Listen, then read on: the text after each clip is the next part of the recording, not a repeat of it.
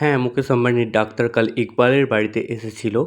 আমরা কমবেশি সকলেই এই ভিডিও দেখেছি, কিন্তু জানি না যে তার শরীরে বা মানসিক অবস্থার কী হয়েছে।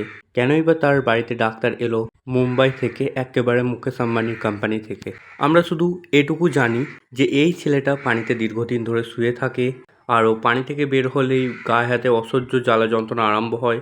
তাহলে এবার প্রশ্ন হচ্ছে, তার কি ডাক্তার দেখানোর কেউ নেই? পরিবারে কি কেউ নেই? তার বাড়ি মুর্শিদাবাদ বেলডাঙায়। তার বাবা মারা গেছে, তার মায়ের 3টে অপারেশন আছে, তাদের অর্থনৈতিক পরিকাঠামো একদমই ভালো নেই।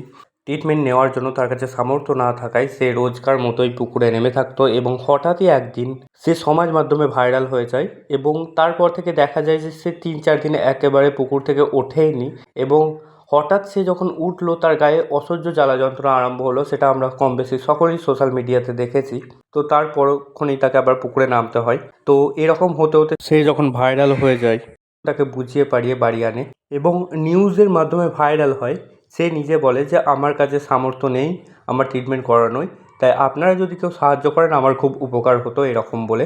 তো তারপরেই আমরা যেটা দেখতে পাই যে রিলায়েন্স কোম্পানি থেকে একবারে মুম্বাই থেকে কিছু ডাক্তার এসে, একটা ডাক্তারের টিম এসে তাকে হেল্প করে।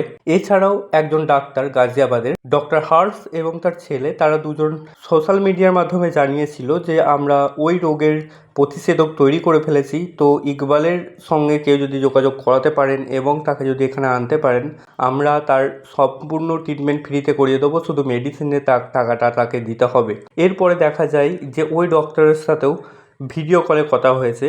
ইকবালের যেহেতু অর্থনৈতিক পরিকাঠামো খুবই খারাপ, আপনারা যদি কেউ চান তাকে হেল্প করতে পারেন। স্ক্রিনে নাম্বার দেওয়া থাকলো, যাচাই করে তবেই আপনি সেখানে পৌঁছাবেন। আশা করছি ভিডিওটি খুবই ভালো লাগলো। এরকমই ভিডিও পাওয়ার জন্য লাইক, শেয়ার অ্যান্ড সাবস্ক্রাইব করবেন।